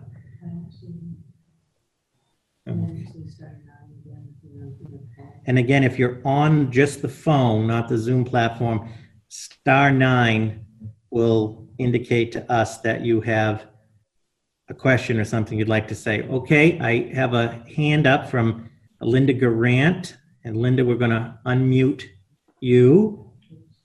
Good. It still shows mute. Okay. Hi, Linda. Good evening. Go ahead, Linda Garant. Thank you so much for doing this forum. And I have to say, I'm grateful for the fact that it's on Zoom. I would never have been able to attend an in-person meeting, and this has been really helpful. I wonder if we should be having another forum that's really focused on race, not just diversity within the police department, but all kinds of race-related issues in town. And I put in the chat a suggestion that may be crazy, but I noticed the blue ribbons I noticed them around town, and I noticed them on the police station. And I'm so grateful for the work that the Ayer Police Department does. But I wonder if we could also put up a Black Lives Matter sign in front of the police station. I think that would be a great example to other communities that it's possible to care about both. I feel like the whole country is becoming polarized over this issue, and that's not necessarily necessary. I really believe there are many people in this town who fully support the police and really want to see race relations improve. And so that's just one little suggestion. And maybe the town hall too, we could have more visible symbols, especially in this time of COVID. I think the symbols are important since we can't meet so much in person to discuss these things. Excellent points and excellent ideas. Chief, any initial thoughts? Not initially. I think that's something that you and I would need to talk about. Agreed. Excellent point, Linda. Thank you. Thank you. We'll definitely take that under consideration. And also, again, not speaking for the select board, but some folks have submitted inquiries directly to the select board as well as to me to transmit to the select board about the select board's position on racism or position on racial hate and so forth. And the board will most likely be looking again to have a public discussion on that. Again, we've covered so much material tonight. I've talked to the chair about that. The others have the inquiries as to where the board stands on that, or just start a discussion on that. So I think that's one area. The restorative justice is an area. The overall budget and what does the budget mean, meaning the police budget, is sort of a third area. There's so much material. And we just received from a resident, the Groton Civil Discourse Project recently led 2 conversations entitled, "Can We Talk About Racism?" I was aware of those. I haven't had an opportunity to see those, and there is the link there. So thank you for sharing that.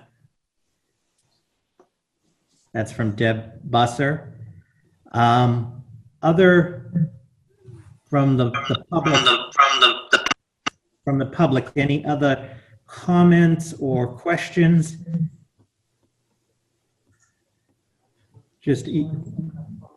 Okay, we have a phone call. Last digit, 411. The last digit is 411. If you could just give us your name and ask a question or comment. I don't know if you can hear me. I did the *9 thing. Can you hear me all right? We can hear you. Robert, it's Pauline. Good evening, I know Pauline. you're getting full. Good evening, Robert. Thank you for your response earlier today. Mhm. I would like to share, as the daughter of a police officer and friend to many in neighboring towns as well as Ayer, that I commend our department, having been here more than 30 years, for everything it's done. I've seen several chiefs. I've known many of the officers, some who have come here, some who I've solicited. You are a great department, and you know I have often advocated for more officers, for more funding, and despite any criticism I may have had in certain roles, I have always, always supported you. You have done a fabulous job, and I wanted to just give you a very positive end of your meeting. I thank you for this. It has been a wonderful experience. I've been here all 2+ hours. Thank you, Pauline. Thank you, Pauline. You're welcome, Bill. Be well, and I'm with you the whole way. Anything ever I can do for you. Thank you. Thank you. Okay. Well, we're at 8:05 p.m., and I think we can all agree, in addition to this being a very positive and productive first, that there are more discussions and more topics to be addressed in the near future. As mentioned, the restorative justice topic, more detail about the budget and what does that mean, maybe police budget, also issues about racism and positions on that. And so this is not, and when Chief Murray and I presented this originally to the select board, it is impossible to cover everything in even a 2-hour, and one could argue perhaps a 2-day session even. But we wanted to start with the police providing a foundation of all that they do and offer, and to start the discussion. As I mentioned in the intro, communication is key. Chief Murray often tells me he wishes more residents would contact the police about police issues, and please do that. And same on town issues. Any town issues, please contact my office and the select board's office. Ultimately, we're one community that need to communicate and work together to resolve issues. I also just want to say, I think it's spectacular how many people joined on this platform and the challenges of COVID-19. Normally, we would obviously have this in the appropriate in-person meeting room. So we have some next steps to work on. We'll also be reviewing all of the questions that were submitted. And if we missed anything, we have the folks who have submitted them. We will be in contact, and also don't hesitate to contact us as well. So with that, we want to thank everybody. We want to ask everybody to stay safe and healthy during this unprecedented time. But we have a very strong community and a strong town, and you and the police are a big piece of that. And so with that, because the board is in open session, I'm going to turn it over to the select board for any final comments, and then motion to adjourn. Do either of the board members have comments? Yes, Member Livingston. So I got to tell you, as far as for a Zoom meeting, this was excellent. I loved everybody having chats and everything. This was like one of the best Zoom meetings I've had like since this all started. So I am really loving the format tonight.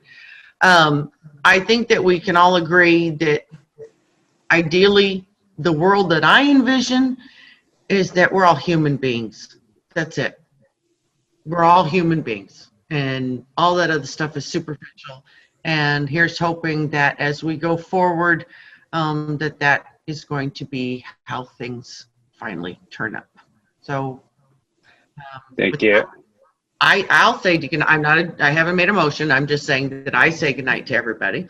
Okay. Selectman Hood.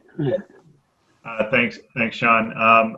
I'll just say I think that this was a good first step some really good conversations. And, from some of the questions that have come up, I think that, to Robert's point, there's definitely more steps that we need to do. And one of the things I love about our community is that we have a collective spirit that we make our town just this amazing place to live, and that includes all of our citizens and all of the services that we receive, and including the police department. So I'm looking forward to future conversations and discussions around that. Thank you. And then I would just like to say individually, Chief Murray, Deputy Chief Gill, Sergeant Pearson, and Resource Officer Bigelow, thank you so much for participating tonight. And also please extend a thank you to the rest of your team for all the work that they do in our community. I know that I definitely learned a lot tonight, and I hope that the residents did as well. And I think what's most important with all the information that we learned is probably seeing just how transparent the police department is. And I think it goes back to something that was said earlier about the mystique of the police department, and people may not know what you do. But I think tonight showed that you're more than willing to share all that information, that people should not be afraid to ask you or to reach out to you. So thank you again for everything you did. And with that, if there's nothing else, I'll take a motion. I'll make sorry, go ahead, Janice. I'll make a motion to adjourn the select board at 8:14 on my clock, which I think is wrong, but 11, so. I have 8:09, so but seconded. Okay. All those in favor? Aye. Aye. Okay, and I think because it's a Zoom meeting, I'm supposed to do it roll call. Roll call. So let's do it that way. Select Member Livingston, how do you? Aye. And Select Member Hood? Aye. And the chair says aye. This forum and this meeting is adjourned at 8:11 according to my clock.